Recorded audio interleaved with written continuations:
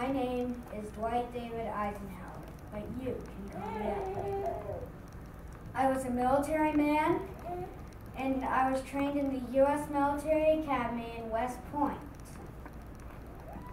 I was a captain in World War I and in World War II, a general.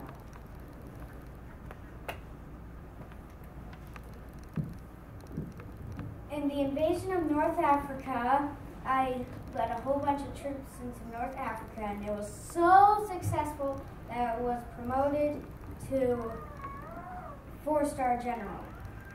Then I was involved in Operation Overlord. That's the secret code for D-Day. And that was one of the greatest things in military history. Then I was promoted to 5-star general, and then I continued in the Army as Army Chief of Staff, and then retired in 1948. I was asked by both Republicans and Democrats to run for president. I felt honored and I chose to run for the Republicans.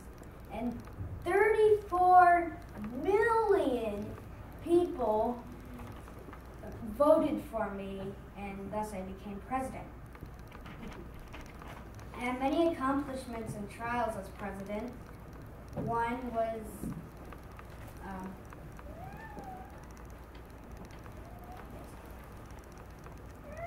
was going to Korea and help ending the Korean War, and I sent troops to Arkansas to protect African American students going to public school for the first time, and I also added Hawaii and Alaska to the United States. But in 1959, the Soviet Union surprised the world and launched Sputnik 1. I didn't want the Soviets to beat us in outer space, so I signed a bill to create NASA, and thus began the space race. Now, I was concerned about the Soviet Union. I wanted to know if they had more missiles than the United States. So I sent Air Force pilots and spy planes to check on the Soviet Union. But in May 1, 1960, the Soviet Union shot down one of our planes and captured the pilot. Thus, I had to admit we were spying on them. Because of this, the Soviet leader said that he would cancel this meeting made to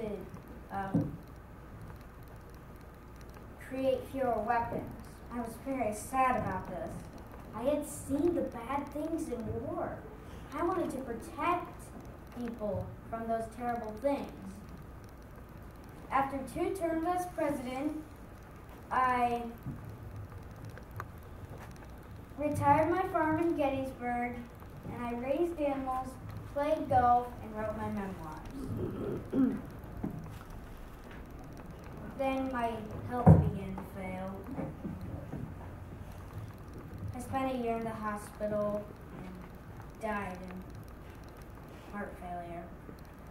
But some of my last words were, I've always loved my wife. I've always loved my children. I've always loved my grandchildren.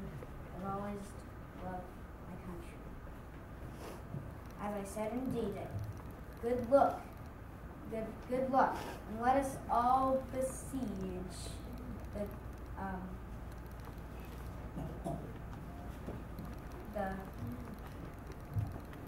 glory of God.